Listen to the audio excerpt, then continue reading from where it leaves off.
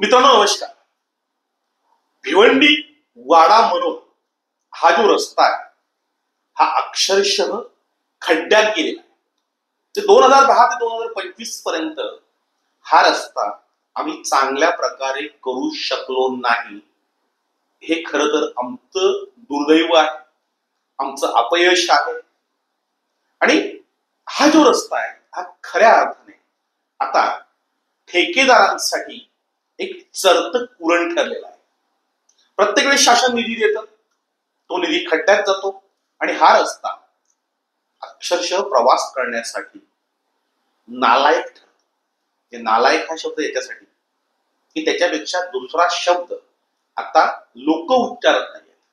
ते लोक या रस्त्यावरनं प्रवास करणारी शिव्या शाप देतच प्रवास करतायत. प्रत्येक वेळेस आंदोलनं होतात, आंदोलनाच्या वेळेस आश्वासनं दिली जातात, मात्र कुठेही आश्वासनं पाळली जात नाही. आता या रस्त्यासाठी एक मोठं आंदोलन उभं राहते. सर्व पक्षी लोक कंटाळलीत, लोक वैतागलीत, लोक संतापलीत आणि ती आता कुणबी सेना प्रमुख विश्वनाथ पाटील यांच्या नेतृत्वाखाली आक्रमक झालेली आहेत. लवकरच एक मोठं आंदोलन उभं राहत आहे. हे आंदोलन कशा स्वरूपाचं असेल याची चर्चा करण्यासाठी आज मशाल न्यूज नेटवर्क या स्टुडिओमध्ये स्वतः विश्वनाथ पाटील हे उपस्थित आहेत. आपण त्यांनाच विचारूया की या रस्त्याचं नेमकं काय करायचं. पाटील साहेब नमस्कार. नमस्ते. भिवंडी वाडा आणि मनोर हे रस्ते आता बंद करावेत. या रस्त्यावरनं प्रवास करणं आता असह्य झालेलं आहे. लोक रोज मरतायत, अपघात होत आहेत, अत्यंत वाईट परिस्थिती आहे. अशा वेळेस तुम्ही जे आंदोलन उभारताय सर्वपक्षीय, त्याचं स्वरूप काय असेल? पाटील, सर्वप्रथम मी तुम्हाला धन्यवाद देणार आहे. अतिशय अभ्यासपूर्ण लिखाण, अतिशय अभ्यासपूर्ण आपण आजपर्यंत जनजागृती करण्याचा प्रयत्न केलेला आहे या विषयाच्या संबंधामध्ये आणि सातत्य ठेवलं त्याच्यामध्ये. जनतेच्या नजरेत आणून दिला, सरकारच्या नजरेत आणून दिला, परंतु आपण कुठे कमी पडतो मला हे कळलेलं नाही. पण आता सरकार पण गेंड्याच्या कातडीचं बनलेलं आहे असं माझं मत बनलेलं आहे. ह्या रस्त्याने शेकडो लोकांचे बळी घेतले.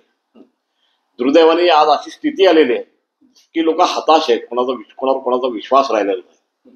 अशा ह्या अवस्थेमध्ये जन आंदोलन उभं करण्याच्या पलीकडे कुठलाही उपाय राहिलेला नाही. अनेक राजकीय पक्षाच्या व्यक्तींनी, विद्वानांनी, काही चांगल्या व्यक्तींनी मला विनंती केली की पाटीलसाहेब, आपल्या पाठीमागे अनेक आंदोलनांचा अनुभव आहे आणि तो अनुभव पणाला लावून ह्या बाबतीमध्ये लोकांना न्याय कसा मिळेल असा आपण प्रयत्न केला पाहिजे. आणि त्या प्रयत्नांचा एक भाग म्हणून आज ह्या ठिकाणी वाड्याला आपण सर्वपक्षीय नेत्यांची एक बैठक घेतलेली आहे आणि त्या सर्वपक्षीय नेत्यांच्या बैठकीमध्ये असं ठरलेलं आहे की ऐन गणपतीच्या तोंडावर सरकार जर आमचा अंत बघत असेल तर अखेर गणपतीचं विसर्जन देखील आम्ही करणार नाहीत वेळ पडली तर.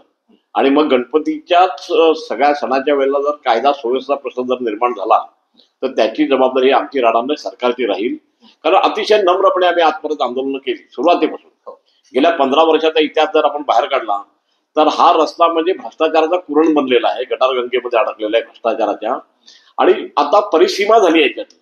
हजारो वाहनांची रोज मोडतोड होते. गोरगरीब जनतेला आज त्यांच्या आरोग्याचा प्रश्न निर्माण झालेला आहे. रोज त्या रस्त्यावरून जाणारे विद्यार्थी, नोकरदार वर्ग, शेतकरी वर्ग हताश झालेला आहे.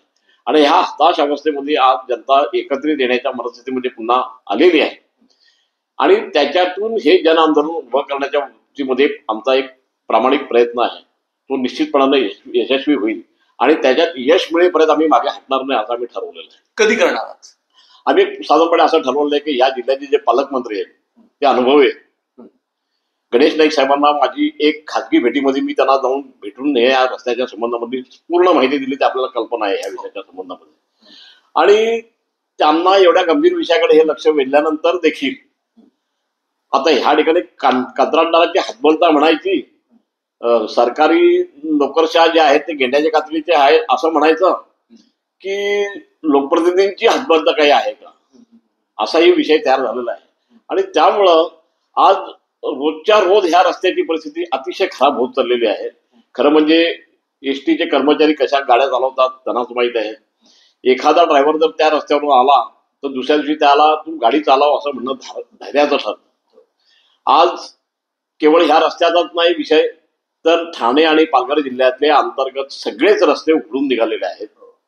आणि ते उखडल्यामुळे आणखी कळस की अहमदाबाद हायवे आणि नाशिक हायवे हेही पूर्णपणे वाहतुकीच्या कोंडीमुळे आज जवळजवळ मुंबईमध्ये ठाण्यामध्ये जायला 8-9 तास लागतात. अनेक पेशंट जे आहेत ते रस्त्यामध्ये दगावतात. जनतेमध्ये एक हतबलता तयार झालेली आहे आणि हतबल जनतेला कुठेतरी न्याय हवा आहे. त्यासाठी रस्त्यावर उतरण्याच्या पलीकडे आमच्याकडे तर दुसरा उपाय राहिलेला नाही. आणि म्हणून त्याचाच एक भाग म्हणून आता 20 तारखेला जनता दरबार होतोय गणेश नाईक साहेबांचा, जव्हारला होतोय. मी स्पेशली त्यांची विनंती करणार आहे की ह्या विषयासाठी त्यांनी स्पेशल वेळ काढावा आणि आमचं जे सर्व पक्षीय शिष्टमंडळ आहे त्या शिष्टमंडळाच्या बरोबर अतिशय गांभीर्याने चर्चा करावी. त्याच्या प्रामुख्याने आम्ही 3 मागण्या करणार आहोत. ज्या बदमाशांनी ह्या संबंध रस्त्यावर गेल्या 15 वर्ष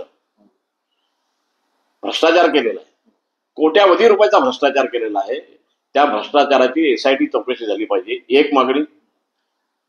जे दोषी असतील, अधिकारी असू द्या ना तर लोकप्रतिनिधी असू द्या ना तर कंत्राटदार असू द्या, त्यांच्यावर गुन्हे दाखल झाले पाहिजेत.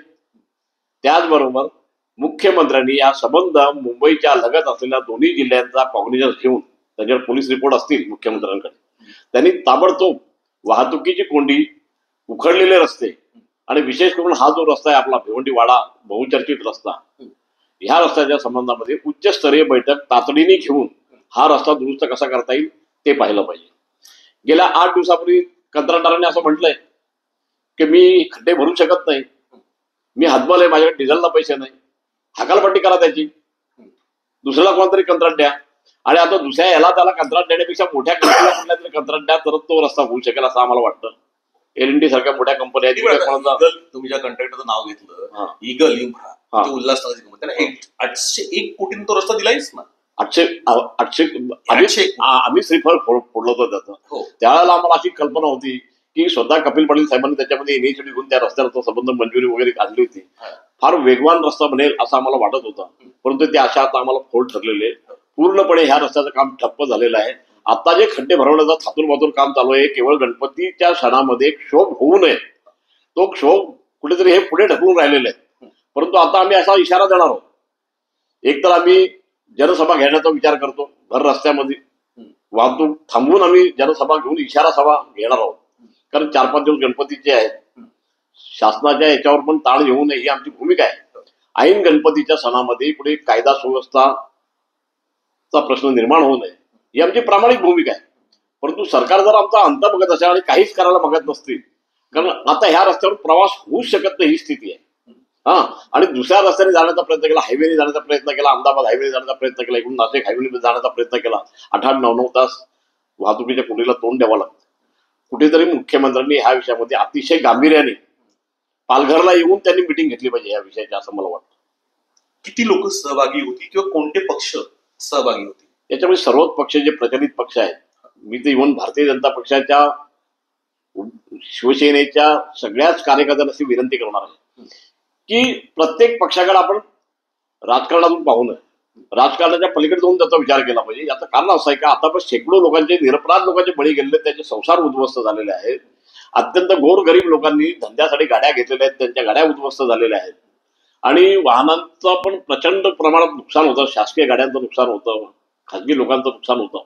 आणि मग आम्ही तो एवढा रोड टॅक्स भरतो, तो कशासाठी भरतो मग, असाही प्रश्न निर्माण झाला याच्यातून. आणि हे सगळे प्रश्न ऐरणीवर आले.